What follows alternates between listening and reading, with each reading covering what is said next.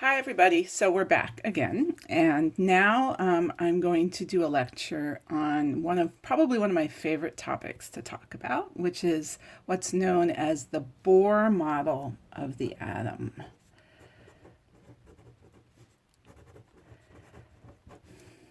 This is a topic you'll probably hear about not only in chemistry class, not only in physics class, but also chemistry class, because it was such a huge breakthrough at the time and has led to our now fully quantum mechanical understanding of the structure of atoms.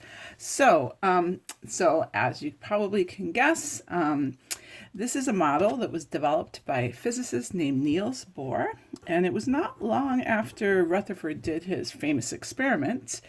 This was in 1913 that a Danish physicist named Niels Bohr, who had done some work in Rutherford's lab, and he thought that the orbital model for the atom had some merit, but there were clearly problems with it.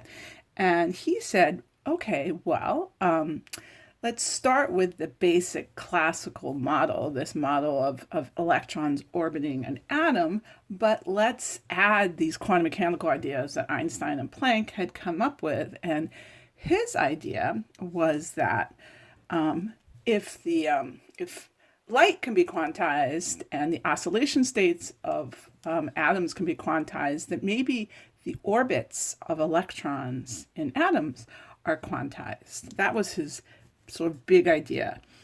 So let's write that down. So the orbits of electrons in atoms are quantized, i.e., they come in discrete steps. There are only certain allowed orbits. The electron can't be at any distance it wants to be from the nucleus. It can only be at certain distances. And he referred to these orbits as what he called stationary states, which is kind of a funny word because the electrons are definitely not at rest. They're definitely not stationary, but the idea is that they're not radiating like you would expect a normal electron accelerating, going in a circular path would radiate, right? They only emit photons when they change states, when they go from one stationary state to another stationary state. So imagine, for example, something like this. Say you've got two different orbits, orbit 2 and orbit 1. Okay, and this is sort of like in a little graph here with energy on the y-axis. So the idea is that orbit 2 here has energy E2, which is a higher energy state. And orbit 1 has energy E1, and this is a lower energy state. And then what happens, Bohr basically theorized, is that an electron will be in one of these states, and then it can, under the right conditions, jump from the higher energy state to the lower energy state. It can undergo a quantum jump or a quantum leap.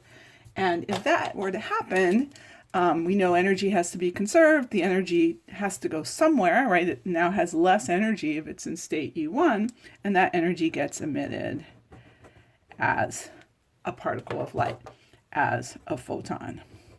And that's where the radiation created by electrons and atoms comes from. That's where these spectral lines that Balmer and Lyman and Paschen were seeing, it's those specific photons being released whose energy, remember, the energy of these photons, H times F, right?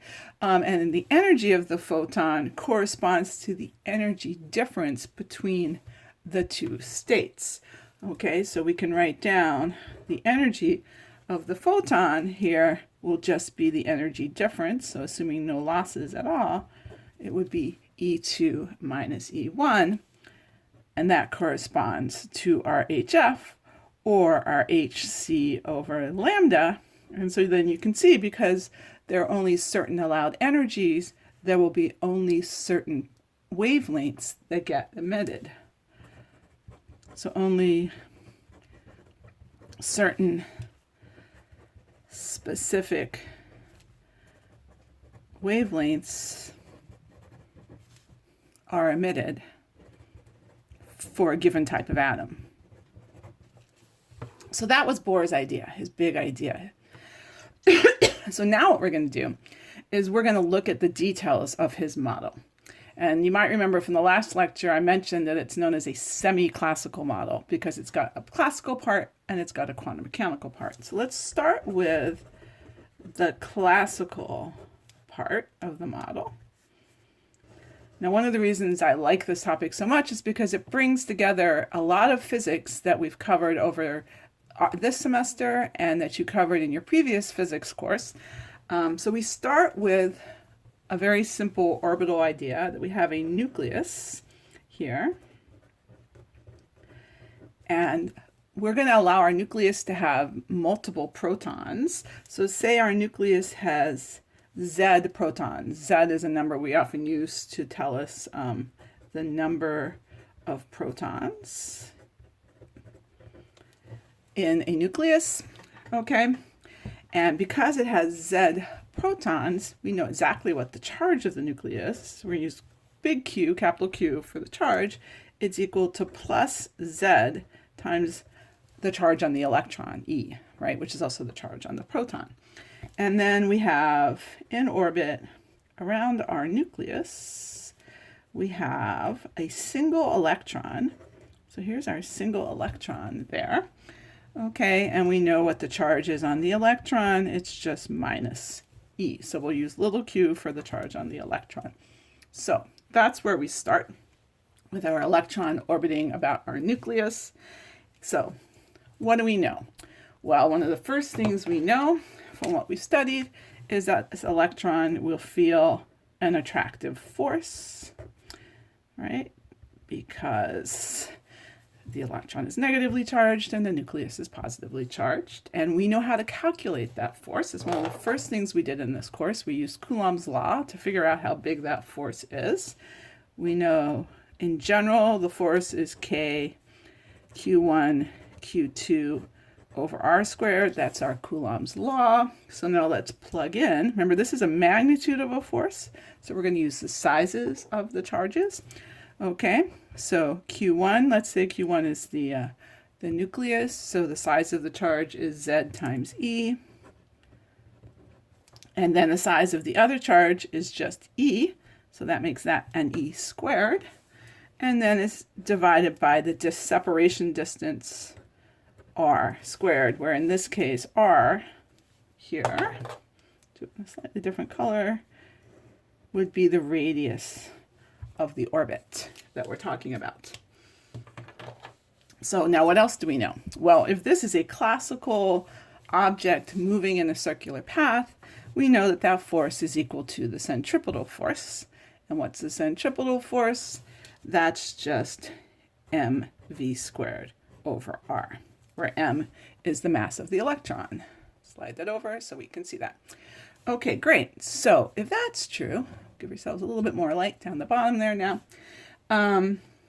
We can solve, among other things, for the radius of the orbit, for example. So if we solve for the radius of the orbit here, what do we get? We get kz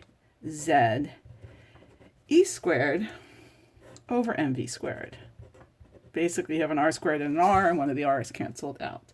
So we have the radius of the orbit here.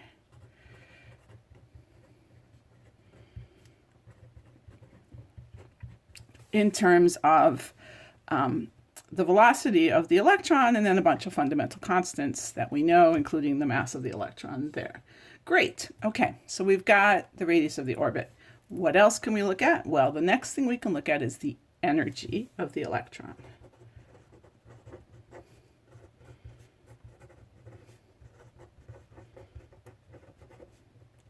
So just like we've done in the past, we'll look at the total energy as a sum of the kinetic energy of the electron and the potential energy of the electron. Okay, So now we're going to slide this up so that we can see what's going on here, like that. There we go. There's our classical model. Great. All right. So let's do the potential energy part first, because we've done this as well earlier this semester. Okay. We know that the potential energy for a charge near another charge is the charge Q times the potential. So this will be the charge of the electron times the potential created by the nucleus, V. All right. So what do we get here? Well, Q, the charge on the electron, is minus E, right? It's a negative charge. And V, the potential created by the nucleus, is just KQ over R. So in this case, it's KZ times E over R. And we get, for our potential energy of the electron, minus KZ E squared over R. That's our potential energy. So now let's take the potential energy and put it together with kinetic energy. And what do we get? We get that the total energy is kinetic energy, 1/2 mv squared. Okay, our classical kinetic energy. And then potential energy is minus kz e squared over r. Notice that that's a negative quantity. Potential energy is allowed to go negative. We've seen that happen in the past. It all depends on your reference point where you define potential energy to be 0. So, great. What else can we do with this expression? Well, if we go way back up here to our expression for the radius, you'll notice there's an mv squared down here at the bottom. So we can get an expression for mv squared. It's just kz e squared over r. We can plug that in here. We get an interesting result. So we have 1/2. So for mv squared, we're going to plug in kz e squared over r. And then we have minus, oh, look at that. It's another kz e squared over r. Wow, that's really interesting. So 1/2 this quantity minus that quantity. What do we end up with? We end up with, I'll write it on a line all by itself, minus 1/2 kz e squared over r. So the total energy of the electron is a negative quantity here, equal to minus 1/2 kz e squared over r. Okay, we have that. And we also have the expression, which I'm going to write down again, for the radius of the orbit, which is kz e squared, that doesn't look like an e, over mv squared. So those are the two important parts of the classical model. And next, in the next video, we're going to look at the quantum mechanical part.